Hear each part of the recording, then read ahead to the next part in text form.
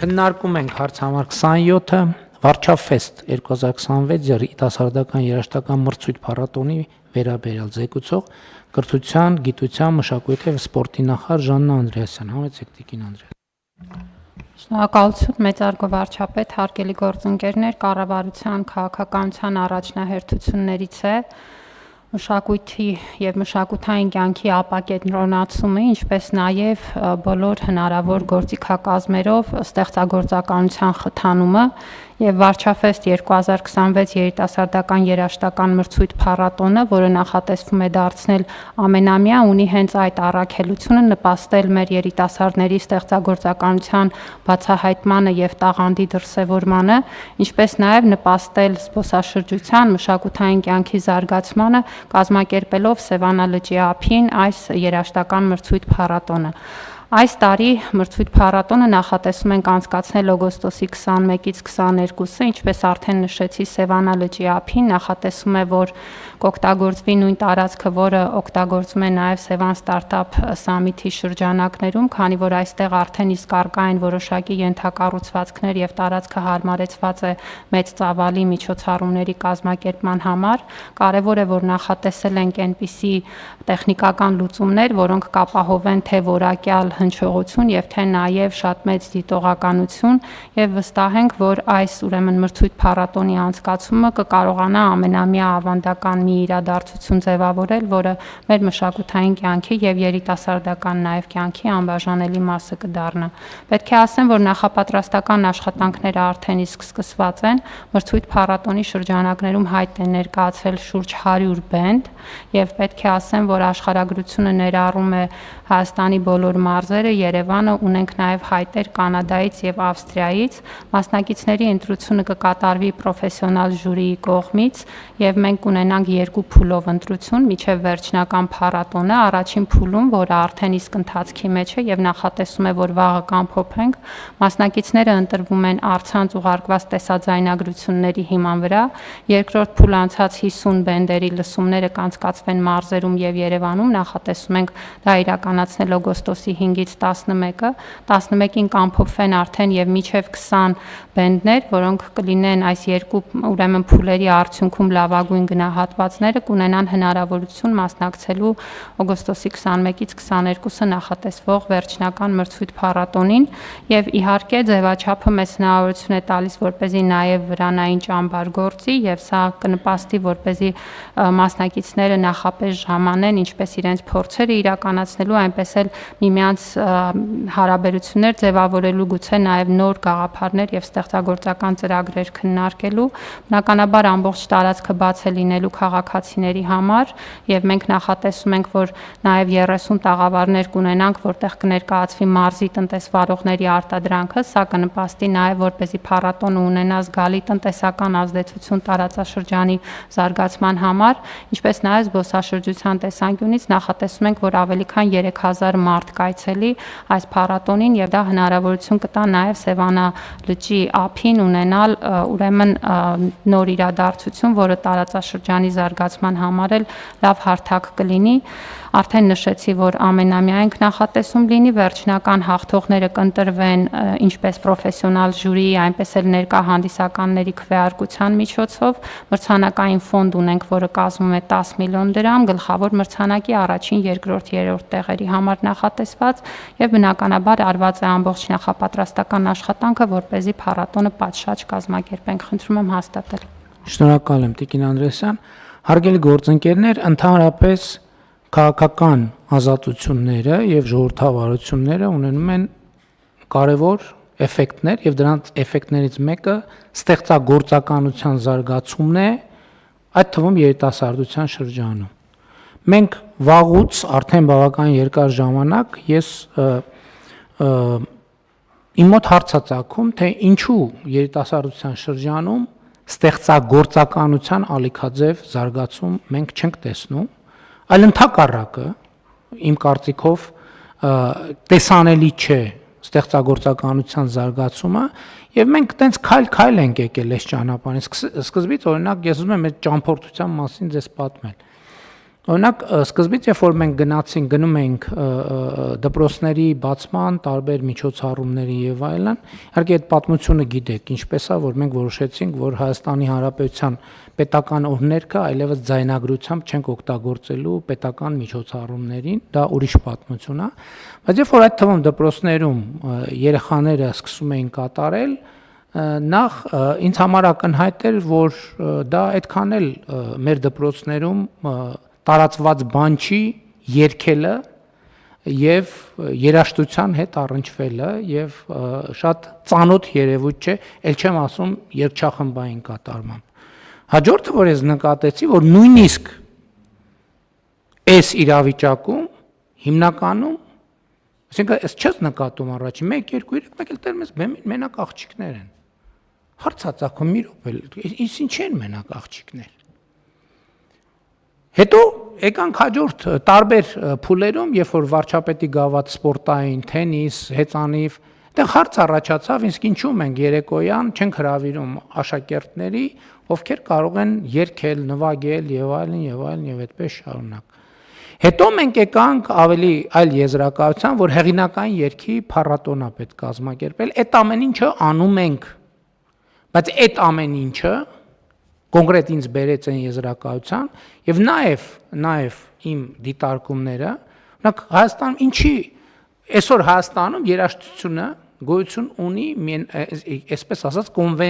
կոնվենցիոնալ երաժշտություն միայն, պրոֆեսիոնալ։ Մարդ ով որ երգիչ է, ինքը որոշել է զբաղվել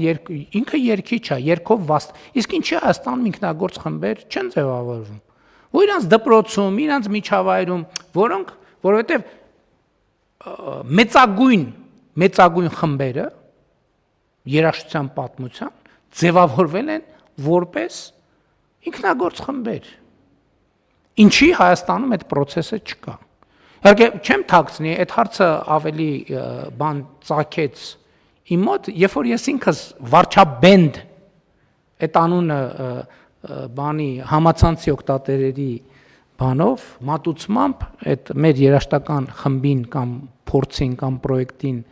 այս հարցերի շուրջ մտածել, հետո հասկացա, հետո հիշեցի, որ մենք մի քանի անգամ քննարկել ենք նախագիծ երիտասարդության ոլորտում մեր ռազմավարությունը, այդ նախագծերը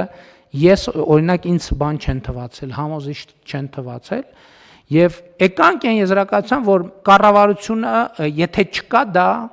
այս ժողովրդավարության ու ազատության պայմաններում մեզ պետքա խթանել դա, դարձնել ինչ որ կենտրոնական պրոյեկտ եւ խթանել, որպեսզի ձևավորվեն խմբեր,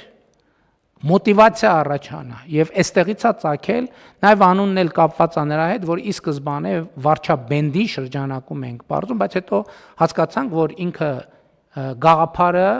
այնպիսին է, որ առանց ավելի մեծ գաղափար է պետք, որովհետեւ հակառակ դեպքում կմնա տնայնագործական մակարդակի վրա եւ հիմնական նպատակը սա է։ Մեր հիմնական նպատակը սա է, որ մրցանակային ֆոնդը եւ երկօրյա լավ երիտասարդական որակյալ ժամանցը, որպեսզի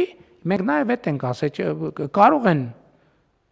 մի քանի պատանիներ, երիտասարդներ, ընդ որում տարիքային շեմ ենք սահմանել, 13-ից 33 տարեկան, խմբերն էլ պետքա նվազագույնը 3 հոգուց բաղկացած լինեն, եւ մարդիկ հիմա կարող են ձևավորել խմբեր եւ այսինքն ստեղծագործականությունը խթանել։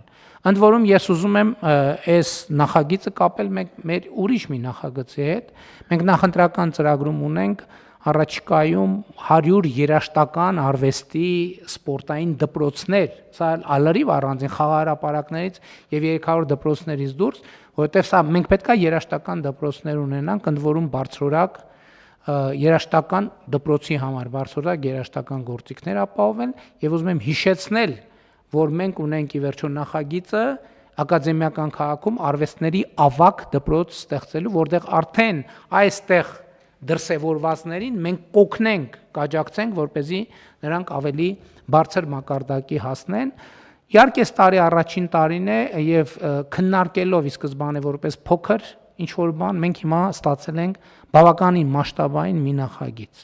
Ամբողջ օրը օգոստոսի 22-ի մասին է խոսքը, օգոստոսի 21-ից արդեն կսկսեն ժամանել, այնտեղ նաև շատ խորհրդանշական գներով ստարտափի մեր գործընկերները շնորհակալ ենք նաև վրաններ կտրամադրեն խորհրդանշական գներով, այլ ծառայություններ կլինի, այդտեղ մարզական խաղեր կլինեն տաղավարներ եւ այլն տարբեր սննդի վաճառք եւ այլն, բայց հիմնական նպատակը կլինի ունենալ այդ փառատոնը եւ ունենալ հաղթողներ եւ ունենալ մրցանակային ֆոնդ, կլինի գլխավոր մրցանակ, առաջին մրցանակ, երկրորդ, երրորդ մրցանակ եւ այսպես շարունակ եւ հաղթողը կորոշվի պրոֆեսիոնալ ժյուրիի եւ այդ պահին ներկա հանդիսատեսի քվեարկության արդյունքներով։ Եվ ելի եմ ասում, ես այս նախագիծը շատ կարևոր եմ, շատ եմ մտածել, արդյոք արժի կառավարությանը մտցնել կամ կառավարության ներգրավմամբ այս պրոյեկտը իրականացնել եւ ինչքան մտածել են, այնքան ավելի համոզվել են, որ սա ունի առանցքային նշանակություն։ Տեսեք, մենք շատ խոսում ենք քրեական մշակույթի դեմ պայքարի մասին։ Հասկանում եք, այն տղան, որ ասենք բանա նվագում, սոլո կամ բաս գիտարա նվագում, հավանականությունը, որ քրեական ենթամշակում կամ ասենք ֆլեյտա, չգիտեմ, ցանկացած գործիք, չնայած գործիքներ կան, որ կարող ավելի շատ հարվածայինները, չէ, հումոր է իհարկե, կարող լինի նաև բաս գիտար կամ սոլո գիտար նվագող կամ սաքսոֆոն նվագող, որը քրեական ենթամշակույթ է, բայց մենք այս կոմպոնենտները բաց թողած անընդհատ հետևանքների հետևից ենք, անընդհատ հետևանք։ Մենք պարոն Սարգսյան համոզված եմ, որ մեր բանակում օրինակ ինքնագործ խմբեր կան, չկան։ Ով որ բանա, այդ մանը մեր ինչա կոչվում, էլի բանի տրամաբանության, նվագախմբի տղաները, մեր պատկերացում բանակ, նվագախմբի տղաներ, բաս գիտարը ինչ գործ ունի բանակ, համոտ է, նվագախմբի տղաներ պետք է լինի ջուտո, պետք է լինի անպայման դե, առանց ջուտոյի հնարավոր չի։ Մենք հարց չի, այդ քրեական ինչի է Հայաստանը, որ սոցիալական բան մի հատ անցկացնեց, կարող է պարզվի, որ Հայաստանի տղաների ենթադրենք մի հատ X% ջուտոյա։ Մենք հարց չենք տալու որտեղից էս։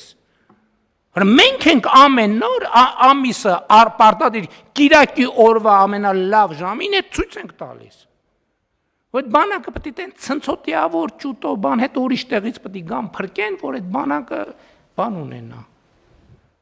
Հասկանում եք, մենք մեզ հետ ինչ ենք անում ընդհանրապես։ Բայց խնդիրն այն է, մենք ուրիշ բովանդակություն չունենք։ Հո չենք կարող անընդհատ այն բանը ռամկան